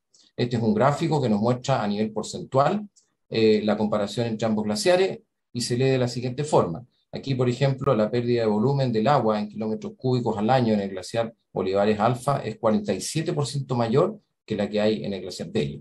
La radiación solar, obviamente, tiene una absorción un 20% mayor en el glaciar Olivares Alfa, lo cual indica una pérdida de un 20% de reflexión y una pérdida de albedo de un 17%, lo cual obviamente está indicando la deposición de partículas que están oscureciendo la nieve, ¿ya? Estas partículas son un 7% mayor en PM10, un 80% mayor en PM2,5 y un 50% mayor en PM1, lo cual nos está indicando claramente la contaminación que está llegando al glaciar Olivares Alfa. En el caso, obviamente, del black carbon atmosférico, que ya dijimos, ¿cierto?, que era un agente climático muy importante, tiene un 172% mayor. Fíjense que en la nieve la acumulación es del orden de 6.000% más en el glaciar Olivares Alfa. Y estos elementos medidos, zinc, arsénico, plomo y cobre, son obviamente todos elementos típicamente asociados a los minerales de cobre, los cuales están terriblemente enriquecidos, como ustedes ven, ¿cierto?, en el glaciar Olivares Alfa respecto del glaciar Bello, lo cual nos indica obviamente la importancia de esta contaminación local. Para descartar los efectos de la contaminación posible que podría haber estado llegando desde Santiago por transporte de contaminantes, realizamos un estudio mediante modelamiento aplicado de Highsmith, del NOAA de Estados Unidos, para todas las fechas en las cuales realizamos la campaña durante el mes de septiembre y octubre del año 2014, y ninguna de las retrotrayectorias pasan por alguna parte, ¿cierto?, cercana al glaciar Bello o al glaciar Olivares Alfa, lo cual nos permite descartar entonces la evidencia, digamos, respecto de la posible contaminación de la ciudad de Santiago, y nos focaliza, ¿cierto?, justamente en el impacto local, ¿ya? Para terminar, justamente este estudio, lo que hicimos fue un estudio de área de superficie en el glaciar Bello, mediante procesamiento de imágenes Landsat, y ahí nos indica durante el mismo periodo en que realizamos el muestreo, o sea, entre el año 2004 y 2014, para un periodo de 10 años, que la variación en el glaciar Bello es del orden del 6%, mientras la variación en el glaciar Olivares Alfa es del 28% en el mismo periodo de años. Y por lo tanto, entonces, con toda esta información pudimos calcular un aspecto muy importante, que es desacoplar el efecto del cambio climático del efecto de la contaminación atmosférica, en este caso en la pérdida de masa de estos glaciares, y llegamos al cálculo de que el impacto de la minería sería del orden del 82% como responsabilidad de la pérdida del área del glaciar Olivares Alfa, y la diferencia sería solamente cambio climático, recalcando entonces la importancia de las fuentes locales. El otro caso de estudio que aquí alcanzo a mostrar justamente es un proyecto FONDEF que está en este minuto en realización. Es un sistema integrado de monitoreo y modelo hidrológico químico, justamente para gestionar recursos hídricos y aplicable a la prevención de desastres naturales y adaptación de cambio climático, el cual nos ha permitido justamente desarrollar un trabajo muy interesante en la cuenca del Yeso.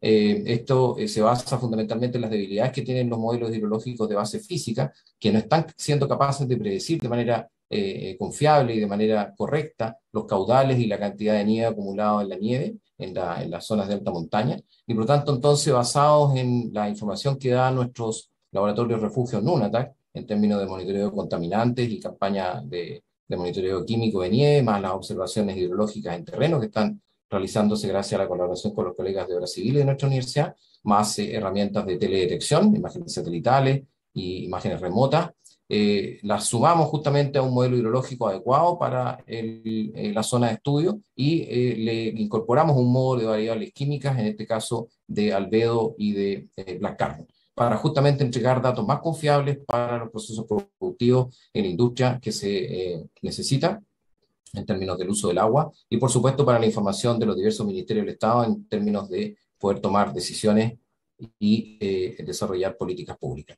Algunos de los resultados, muy brevemente, ¿cierto? Para terminar, vemos una foto acá de imágenes Landsat de los glaciares tributarios del yeso, donde vemos que el yeso tiene la mitad de su capacidad, ¿cierto?, en el año 2020 comparado con el 2016, y esto se ve reflejado en todos los gráficos que vemos acá. Por ejemplo, la precipitación acumulada anual en los últimos 20 años ha variado desde 1.100 milímetros acumulados hasta 100, es un factor 10. En el caso de las temperaturas medias anuales, en los mismos 20 años, vemos que ha aumentado prácticamente ya 1 grado, con una tendencia, por supuesto, al alza. Y lo mismo respecto de la línea nieve, esta es la cuota cero, o sea, el lugar donde las precipitaciones se vuelven sólidas. A principios, ¿cierto?, del año 2000 está en 2.700 y hoy día ya estamos en 3.000 metros de altitud. Y por último, y con esto ya termino, los antecedentes respecto de las forzantes de radiación, en el caso de Black Carbon y albedo, nos muestran la misma tendencia. O sea, en definitiva, vemos acá una línea de tendencia al alza en el caso de la concentración de Black Carbon, obtenido obviamente de imágenes satelitales, en este caso de reanálisis MERRA, y también los datos de albedo nos indican paralelamente, ¿cierto?, una disminución. O sea, en la medida que se ensucia la nieve con estas partículas va disminuyendo su capacidad reflectiva y va perdiendo obviamente su capacidad entonces de enfriamiento, que es lo que estábamos comentando. Bueno, termino agradeciendo, por supuesto, a todas las instituciones que nos hacen cierto factible esta tremenda cierta investigación muy apasionante y de ciencia extrema, partiendo por la Universidad Técnica Federico Santa María, el Ejército de Chile, los ministerios de Obras Públicas, Medio Ambiente, Ciencia y Tecnología, por supuesto la Escuela Nacional de Montaña, municipalidades de los Andes y la empresa sanitaria Wandimer. Muchas gracias. Muchas gracias, Francisco. Muy interesante tu presentación y también muy motivante. Me gustó el término de ciencia extrema, esto de los científicos que no están solo en el laboratorio dentro de las universidades, sino que salen a terreno a contribuir. Seguro va a motivar a muchos jóvenes que están viendo tu presentación. Gracias, Francisco. Les comento que la siguiente presentación va a ser en inglés y hay traducción simultánea. La gente que nos está siguiendo por Zoom, existe un botón abajo de interpretación de traducción que pueden visualizar. También existen los otros medios. Así que voy a continuar con la introducción del siguiente presentador en inglés. Anthony Wexler has a PhD in Mechanical Engineering from the California Institute of Technology. Is currently a professor and director of the Air Quality Research. Es profesor del centro de la Universidad de California Davis también. Es un profesor distinguido en 3 áreas distintas. Uno, ingeniería mecánica y aeroespacial, ingeniería civil y ambiental y los recursos de agua, tierra y aire. Sus intereses de investigación están desarrollados con las dinámicas de agua, cómo medir la salud. Entonces, bienvenido, Anthony. Estamos muy complacidos de tenerte acá. Tu currículo dice todo. Vas a hablar un poco de la investigación sobre el cambio climático. Así que, por favor, adelante. Gracias. Disculpen por no ser capaz de hablarles en español. No soy capaz de aquello. Bueno, cambios climáticos, ya han escuchado mucho de esos. Hay muchas cosas que hacer. Claro, concentraciones, cómo se incrementan aumentos en extremos acá, eventos del cambio climático extremos. ¿Y por qué no hemos actuado? Bueno, lo hemos hecho, pero no lo suficiente.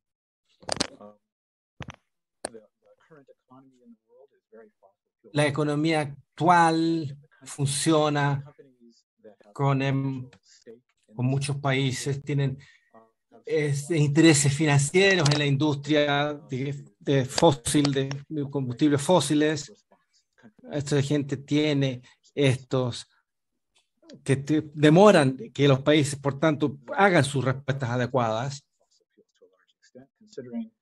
Los gobiernos dependen de mucho de esto.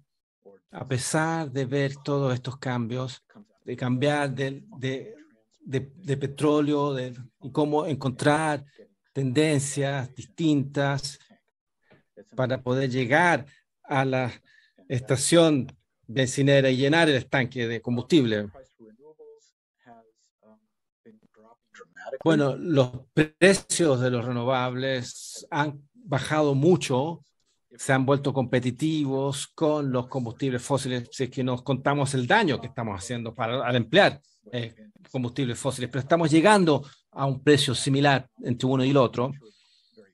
La tecnología de las baterías están madurando rápidamente, pero hay barreras estructurales para una economía que solo funcione con electricidad, que esté disponible en muchos países. Entonces, en la Universidad UC Davis hemos dividido nuestra caracterización del estudio en Chile. Ha cambiado. Y esto va a ser cada vez más difícil a medida que se avanza en esto. La salud humana, muy importante. Hay olas de calor, hay enfermedades zoonóticas que migran de áreas donde estaban contenidas, siempre estuvieron, a otras áreas donde no hay sistemas de contención, donde los sistemas de salud no están disponibles, no hay contención. Malaria tropical y otras enfermedades de ese tipo, ya lo sabemos. Y la retroalimentación que vemos,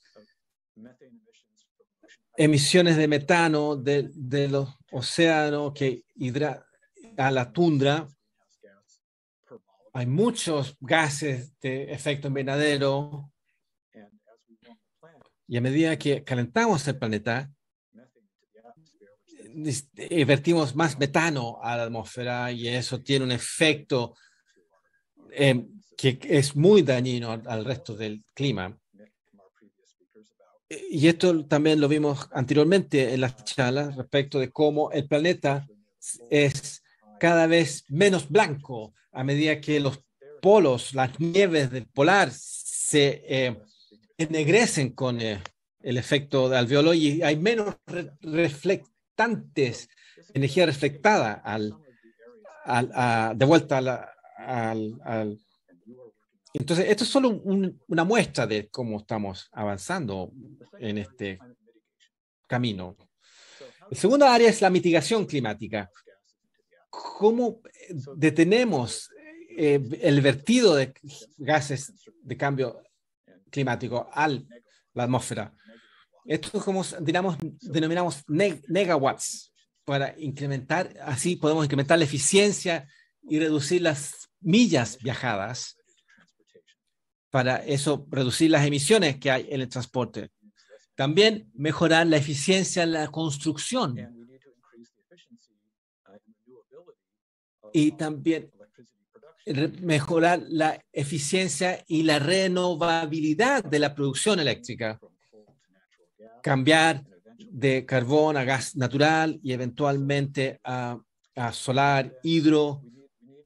Y también tenemos que hacer secuestrar el carbón, sacarlo de la circulación y secuestrarlo en plantas, en este tipo de depósitos y secuestrarlos debajo del suelo, en el subsuelo.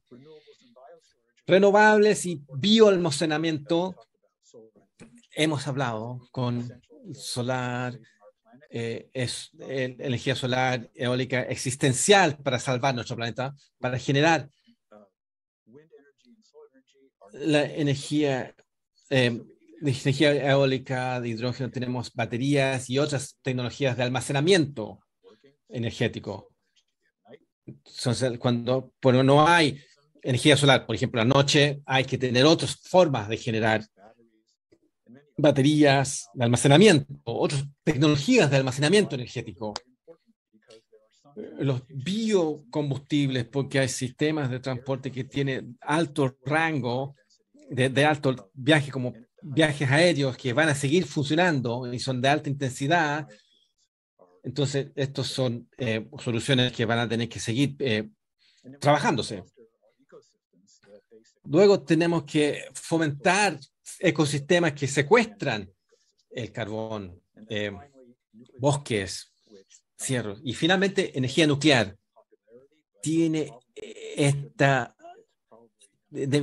No es muy popular, pero no debería ser así. Hay que es una buena forma de mantenernos, de salvarnos, posiblemente. Finalmente, la adaptación y resiliencia climática. Aquí hay cientos de centros de infraestructura. Hace 7 años el campus me dio 5 herramientas para adaptar el clima. Contratamos 5 personas que nos ayudáramos en las infraestructuras. Por ejemplo, tenemos edificios resilientes al incendio, por ejemplo.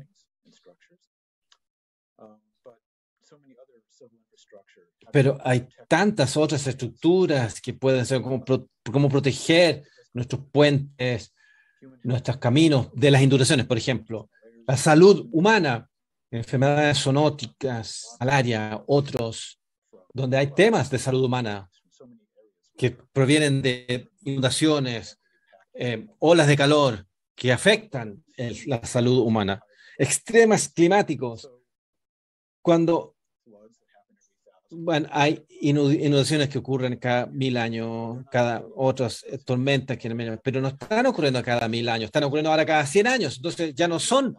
¿Dónde están las tormentas que vienen cada 1000 años? Serán peores, ¿no? Tenemos que entender eso en la estadística, cómo estos son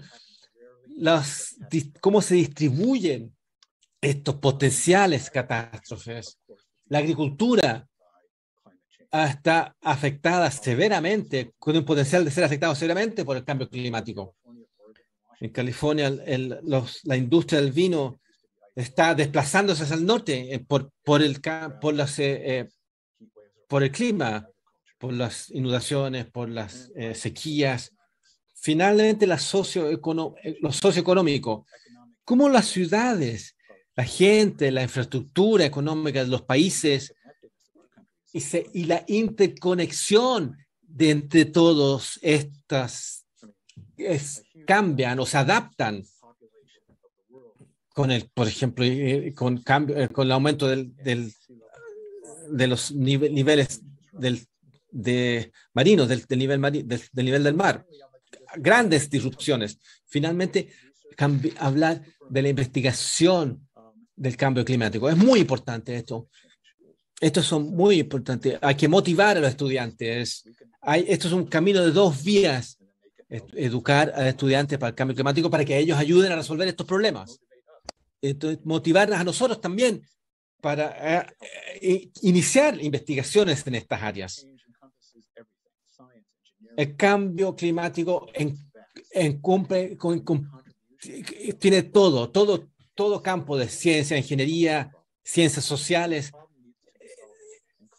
Y el problema tiene que resolverse en colaboración, en todos tipos de cambios. Todos los equipos son multidisciplinarios, requiere equipos multidisciplinarios. Muchas gracias por invitarme a esta charla y estoy muy complacido de preguntas que pudiesen venir. Gracias, Anthony. Muy interesante tu presentación. Hablaré un poco más de la adaptación y resiliencia versus mitigación. Y voy a cambiarme al español para darle cabida a las preguntas de la audiencia. Y cuando tengamos preguntas en inglés, te daré la pregunta. Entonces a castellano. Hemos recibido varias preguntas de parte de la audiencia. Tengo acá una pregunta para a ver, no sé si a lo mejor dejo las preguntas abiertas y cada uno, el que mejor le quede, la recibe y la toma. Lo dejamos así, ¿les parece? Pregunta aquí Juan Viveros. Hola, quisiera preguntar, ¿qué se puede hacer para contribuir a disminuir los efectos de cambio climático desde la perspectiva de la metalurgia, minería y la química? No sé si hay alguno de ustedes que quiere hacerse cargo de esa pregunta. Dale, Francisco. Ya, bueno, la pregunta, ¿me escuchan ahí? ¿Sí? Sí. Ya, la pregunta realmente es bastante amplia, ¿no? Porque son varios distintos rubros o procesos productivos diferentes, ¿no? Pero si pudiéramos tratar de englobarlos en una perspectiva más integral, por supuesto, ahí tenemos que, digamos, impactar en una minimización de la huella del agua, una minimización de la huella de carbono, y eso fundamentalmente va por la vía, digamos, en el caso de tanto del agua como de carbono, en nuevas tecnologías que sean obviamente mucho más ahorrativas en términos energéticos y mucho más ahorrativas en términos obviamente hídricos, ¿no? Para esto, por supuesto, hay un sinfín de posibilidades ingenieriles de base, digamos, científica tecnológica que están obviamente ya en operación en términos por ejemplo, de utilización de desalación para producir agua dulce justamente para los procesos productivos, sistemas de concentración solar también para producir obviamente agua a partir de agua de mar sin pasar por los sistemas de osmosis inversa. Por supuesto, todo lo que tiene que ver con hidrógeno verde y todas las energías renovables que se puedan aplicar justamente en todos estos procesos productivos. Por otro lado, también yo diría que hay un aspecto interesante de inteligencia artificial aplicado, digamos, a este tipo de industria y robótica. En el futuro, por supuesto, obviamente esto también va a optimizar y va a permitir simplificar y mejorar, obviamente, la eficiencia de todos estos procesos. También está por medio, obviamente, lo que es Internet de las Cosas, o sea, los sistemas de información embebida que nos permitan optimizar casi en tiempo real los procesos industriales. Eso es como el futuro de lo que uno se imagina, digamos, en todas estas aplicaciones de distinto tipo industrial, ¿no? Sobre todo, obviamente, lo que es minería del futuro, ¿no? Veo que Angélica también tiene Gracias, Francisco, veo que Angélica tiene la mano levantada, supongo Sí. que quieres complementar un poco ahí. Sí, yo también quería aportar una idea y que es una de las que a mí más me motivaría también, es que bueno, la minería debería cambiar un poco el foco en el sentido de producir mucho recurso natural y vender puro recurso natural, que es el elemento, digamos, en sí, sino que deberíamos convertir nuestra cadena productiva a producir productos más elaborados, de manera que, digamos, no tengamos que vender en cantidad de recursos, sino que en calidad de recursos y en un producto que sea elaborado, que le podamos sacar un mayor precio, por decirlo. Entonces creo que ahí hay que pensarlo bien, porque en realidad no sé si tiene sentido vender toneladas de cobre en bruto o mejor vender, digamos, el alambre de cobre. ¿Me entiendes? O sea, ¿cuál sería la solución? Quizás soy muy simplista como me lo planteo, pero me da la impresión de que tendríamos que cambiar también un poco el paradigma de lo que vamos a producir e exportar en Chile, porque eso está generando este gran desastre ambiental, ¿ya? Quizás cambiar el paradigma en que pues, tenemos que desarrollar tecnologías aquí en el propio país de manera de vender esas tecnologías y no siempre vender la materia prima.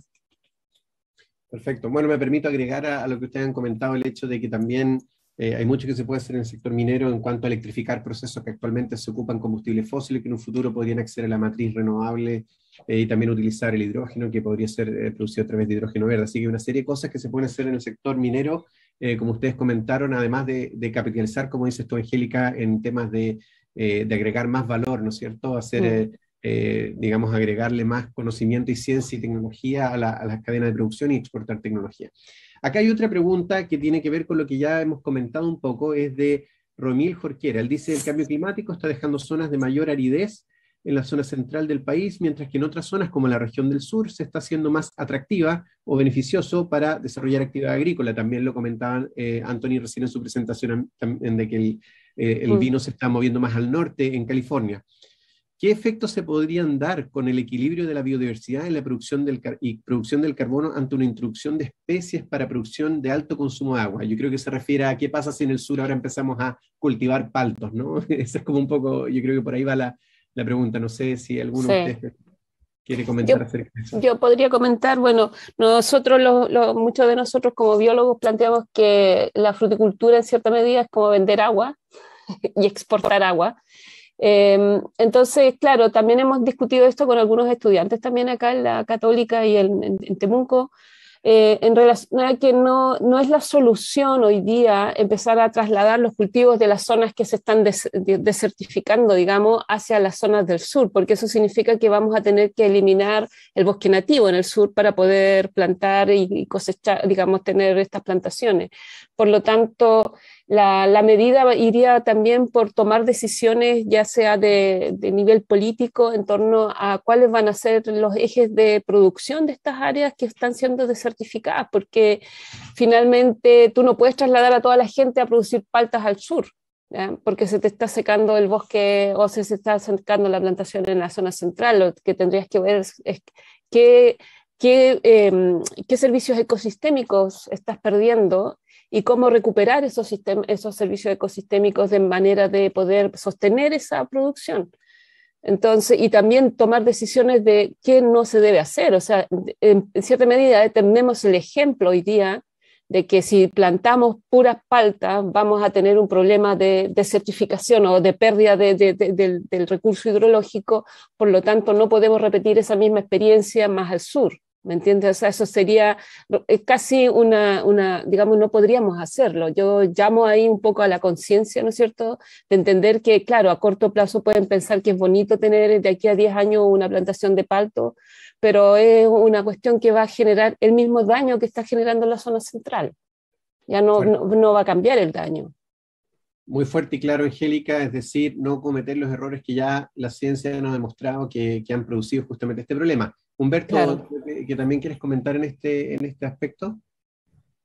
Sí, la verdad que es interesante cómo a nivel hemisférico se están dando algunos fenómenos similares, digamos, como Anthony mencionaba, que la industria del vino se está corriendo hacia el norte. En Chile pasa algo parecido, pero hacia el sur.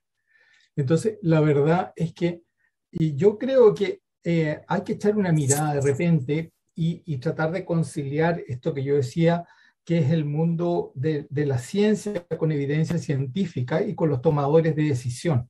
Entonces, nosotros tenemos la responsabilidad de llegar con mensajes claros, potentes, y en el sentido de que echar una mirada, por ejemplo, a lo que han entregado ciertos reportes, como el reporte Dasgupta en Inglaterra, donde fue hecho principalmente por este señor que no viene del área principalmente del mundo de la ciencia, sino que del mundo de la economía.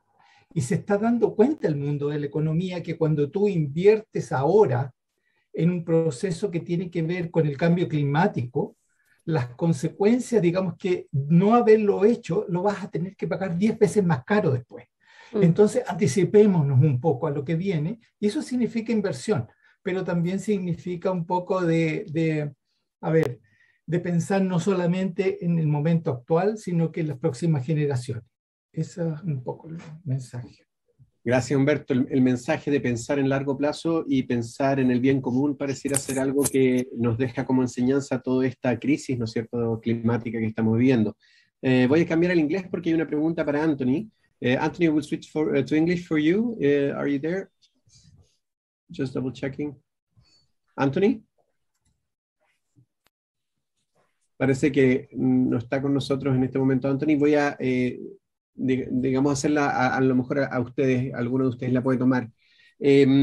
Anthony hablaba de que hay dos tendencias de investigación, ¿no es cierto? Hay una tendencia que es de adaptación y resiliencia, que es como decir, fíjate, no vamos a cambiar esta cuestión, se nos viene el cambio climático y tenemos que aprender a vivir con él de cierta manera, y entonces la investigación de cómo prepararnos mejor para eso. Oh, there he is. Hi, Anthony. I was asking a question for you.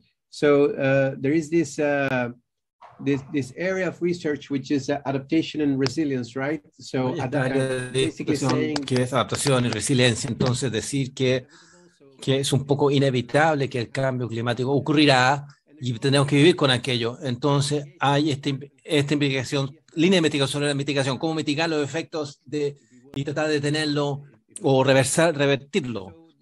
Entonces, son celos tú que hay más esfuerzo a hacer ahora en adaptación, resiliencia o mitigación. Es una pregunta difícil esa. 1 million. La pregunta del millón. So the issue is that aquí el tema es la adaptación climática, la resiliencia, mientras que el cambio climático es global. And so Uno es local, el otro es global. Entonces hay que hacer ambos. Hay que usar ambos al resolver el problema del planeta, al trabajar en mitigación. Y al mismo tiempo hay cambios que en el clima. Entonces también que hay adoptar todo lo que hace en tu país, en la sociedad, para las nuevas normas climáticas. Entonces, ¿cuánto poner en uno y en el otro? No podría, pero hay que hacer ambos para poder hacer la adaptación. La pregunta es una perspectiva política, porque los políticos tienen que poner números al presupuesto. Entonces, de ahí proviene la pregunta. Entonces hay a la respuesta, las economías que se espera que estén más impactadas por el cambio climático podrían invertir más en resiliencia y adaptación porque es más local, mientras que los otros ofertos es más global. Eso pudiese ser algún indicador, ¿no? De que podríamos cómo abordar esta doble faz. I'm glad I'm not a policy person because I would. Bueno, estoy muy contento de no estar haciendo políticas porque son decisiones muy difíciles que tomar. Bueno, llega el punto entonces que la ciencia puede darnos más información respecto a cómo tomar esas decisiones y eso quizás fuese una pregunta abierta a todos. Todos son científicos, crear conocimiento, tomar datos para que la gente pueda tomar mejores decisiones con sus datos y con eso tengo que agradecerles a todos ustedes. Ha sido un gran placer para mí escuchar sus presentaciones. Esto es bueno, me cambiaré al español. Es un honor para mí haber tenido la oportunidad de mediar esta discusión con estas 4 presentaciones muy interesantes. Entiendo que la pasión de estos 4 investigadores es contagiosa y podríamos estar acá varias horas hablando con ellos, pero todo tiene su límite. Así que con eso quiero agradecerles y dejarlos ahora con Soledad. Muchísimas gracias. Gracias a usted, profesor Couro, por esta excelente moderación, por sus reflexiones también, y muchas gracias a todos los panelistas que participaron hoy en esta actividad. También agradecemos el amplio interés y la convocatoria que tuvo este evento, y cualquier duda que no haya sido contestada, que haya quedado en el tintero, pueden hacerla llegar a los canales oficiales de la red G9. Y quienes no hayan podido presenciar virtualmente este seminario también pueden revisar su contenido en las redes sociales del G9 y de la USM. Nuevamente, muchas gracias a todos por su asistencia y que tengan una muy buena tarde. Hasta pronto.